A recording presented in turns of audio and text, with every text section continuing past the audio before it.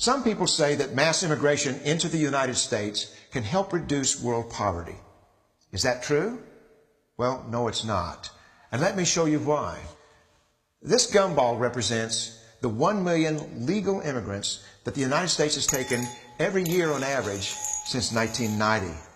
Now, who in the world deserves our humanitarian compassion? The World Bank has one measure of the desperately poor of the world. They make less than $2 a day.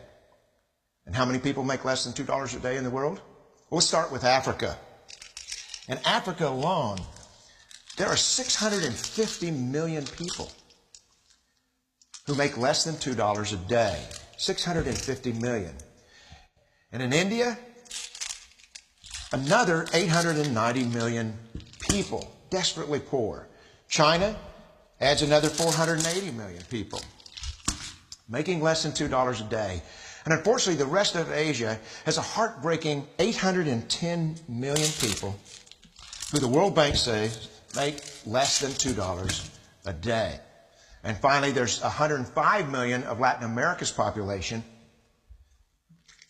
that are desperately poor. All told, the World Bank says there are 3 billion people in the world. 3 billion people who are desperately poor, making less than $2 a day. That's 3,000 gumballs. And every year, we take 1 million and suggest that we've somehow made a humanitarian difference. Of course, we don't pull our immigrants from these desperately poor populations, do we? These people are too poor, too sick, too disconnected to make it here as immigrants. We tend to pull our immigrants out of the better off poor of the world.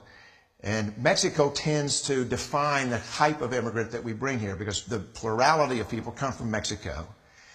And Mexico is poor. How many people in the world live in countries that have average incomes lower than that of Mexico? And the World Bank tells us that that number is these 3 billion plus another 2.6 billion people.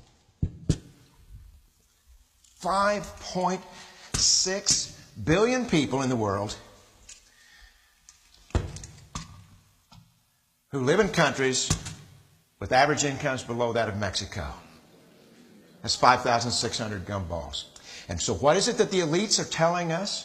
They're telling us that when we take this 1 million immigrants, that we somehow or another are tackling world poverty. And we have to do it regardless of the effect on our unemployed, the working poor, the most vulnerable members of our society, regardless of the effect on our natural resources. Even if we went by the most radical proposals in Washington, which are to actually double our immigration to 2 million a year, which would totally overwhelm our physical, natural, and social infrastructures, we couldn't make a noticeable difference. And we may be really hurting the impoverished people of the world because the 1 million that we do take are among the most energetic, often the better educated, certainly the most dissatisfied people that if they did not immigrate would be the agents for change to improve the lot of all the people in these countries. The true heroes in the global humanitarian field are the people in these countries who have the wherewithal to immigrate to another country, but instead stay in their countries to apply their skills to help their fellow countrymen. Unfortunately, our immigration system tends to entice these very type of people to abandon their countrymen. The impossibility of making even a dent is actually worse than it looks here. Because